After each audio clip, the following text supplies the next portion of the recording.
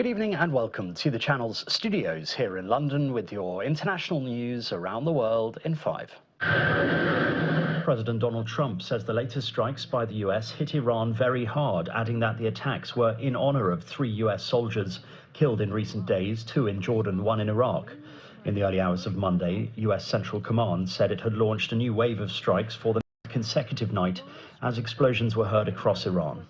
The US said it targeted sites and communications networks to further diminish Tehran's attacks on vessels in the Strait of Hormuz. Iran said it had responded with a surprise attack in Syria and targeted US aircraft at Jordan's Aqaba airport.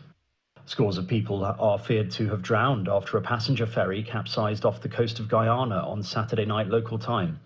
67 people were rescued, officials said, but since then, rescue workers have been unable to locate any more survivors. According to the ferry's passenger list, it was carrying 116 passengers and 17 crew, but Guyana's Prime Minister has warned that the list is not accurate. Divers continue to search the site where the vessel capsized, and people who believe their loved ones may have been on board the stricken vessel have been asked to contact authorities.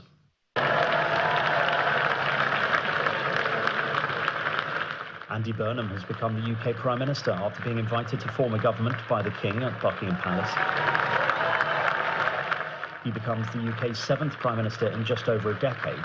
He outlined his priorities in Downing Street, saying he would soon set out a 10-year plan for change. It requires my generation of politicians to raise our game and rise to the new challenge. Britain needs to show the world that we can regain our stability once again, and that is our challenge: to make politics work, to make it work better. I know people at home are fed up with politics. I hear you, and I want to be honest with you. We have not been good enough, and we need to be better. We will be.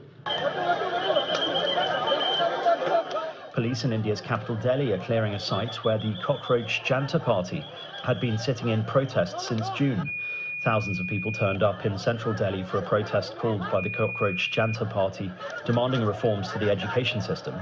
They had been protesting for weeks, asking India's education minister to take responsibility for recent exam paper leaks and resign.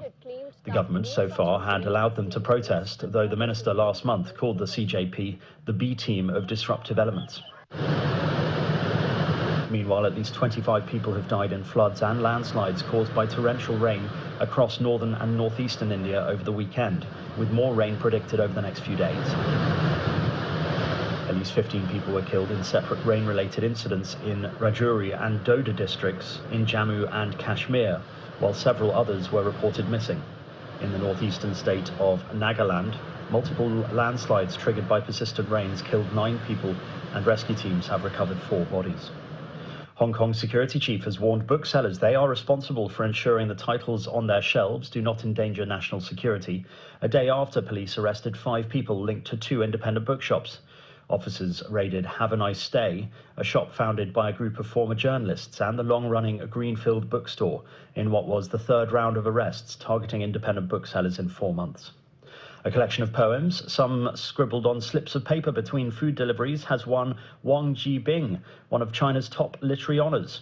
Low Flight, inspired by the everyday challenges delivery riders face, has bagged the Lu Xun Literary Prize, named after a writer who has been referred to as the father of modern Chinese literature.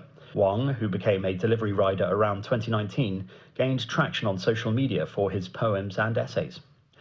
And the American city of Portland in Oregon has broken the Guinness World Records title for the largest electric bicycle ride, with 1,060 riders taking part in a 2-mile procession along the city's waterfront. The ride, organised to mark the 10th birthday of Portland's Biketown bike share scheme, smashed the previous record of 405 riders set in Seattle.